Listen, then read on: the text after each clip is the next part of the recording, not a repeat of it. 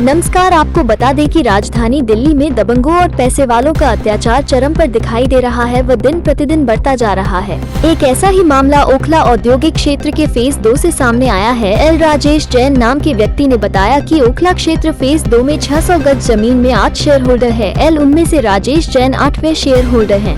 जमीन पर राजेश जैन की वर्षों पुरानी दुकान और घर बना हुआ है, जिसमें उनका परिवार भी रहता है। एल राजेश जैन का कहना है कि जमीन पर उनका भी कब्जा है। एल बीते दिनों उनकी सहमति बिना सभी 7 शेयर होल्डरों ने आशीष जैन नामक किसी कारोबारी को कीमत से भी आधे दाम पर यह जमीन बेच दी, जो कि बिना राजेश जैन के बताए किया गया। बीते शुक्रवार को देर रात को आशीष जैन ने जेसीबी से उनके मकान व दुकान को तोड़ दिया। शिकायतकर्ता ने पुलिस को बताया कि जमीन उनके अलावा सभी ने बेची होगी, लेकिन मैंने नहीं बेची है। फिर भी जमीन खरीदने वाला आशीष जैन जबरन मेरी दुकान और घर को तोड़ रहा है, परंतु पुलिस ने कोई कार्यवाही नहीं की। शिकायतकर्ता राजेश जैन ने बताया कि यह जमीन 8 शेयर होल्डर के अधीन है। सभी 7 शेयर होल्डरों ने ये जमीन आशीष जैन को मार्केट रेट से आधी कीमत पर बेची है, लेकिन राजेश जैन अपना हिस्सा नहीं बेचा। राजेश ने जब आशीष जैन से इसी विषय पर बात की तो उन्होंने कहा कि मैंने 600 गज अथवा पूरी जमीन खरीदने और फ्री होल्ड के साथ रजिस्ट्री भी करवा चुका हूँ। राजेश ने उनको कहा कि इस जमीन का मामला माननीय न्यायालय में विचाराधीन है, लेकिन दबंगई दिखाते हुए रात के समय राजेश जैन का घर और दुकान को तोड़ दिया।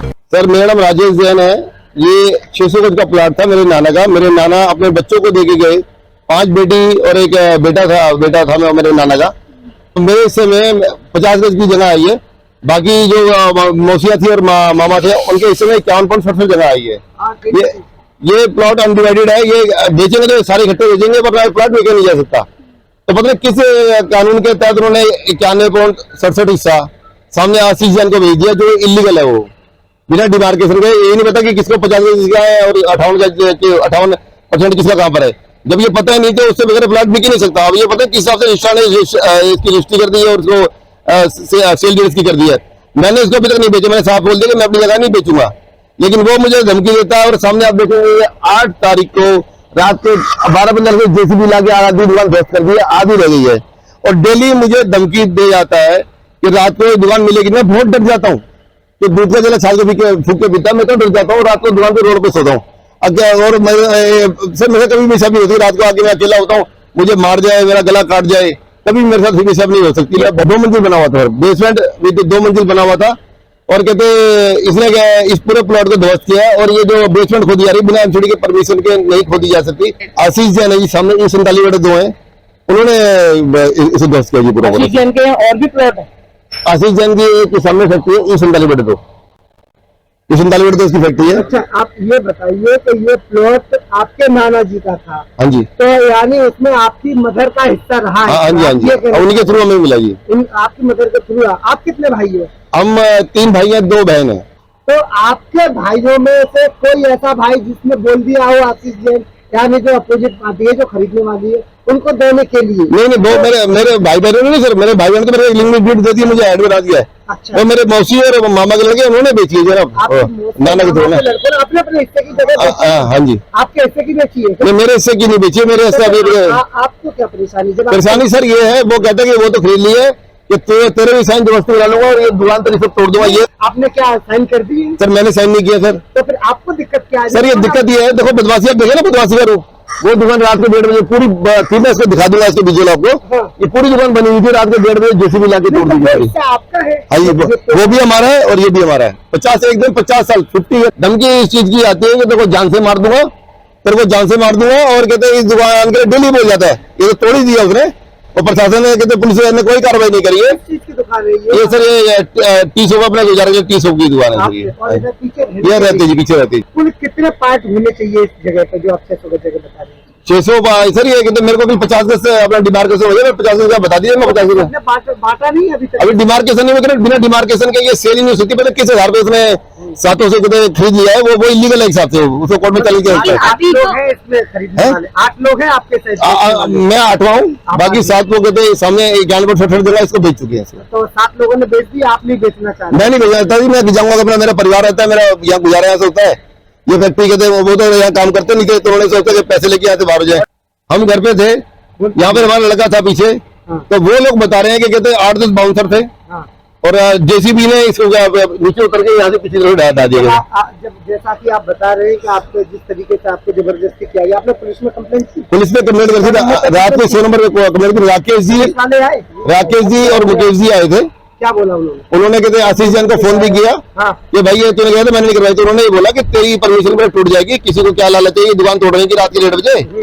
तो उन्होंने बोला अभी आ जाइए। तो कह रहा मैं अभी नहीं आऊंगा, सुबह आऊंगा। अच्छा, तो सुबह आप गए थाने में? सुबह मैं थाने गया अपनी कंप्लेंट बनवा के। तो सीधा मतलब उसको आशीष जैन जी को कुछ नहीं बोला।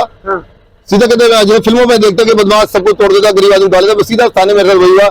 मेरे को बोला कि इसको उठा के बंद करो इसको। मैंने कहा सर मकान मेरा तोड़ा है।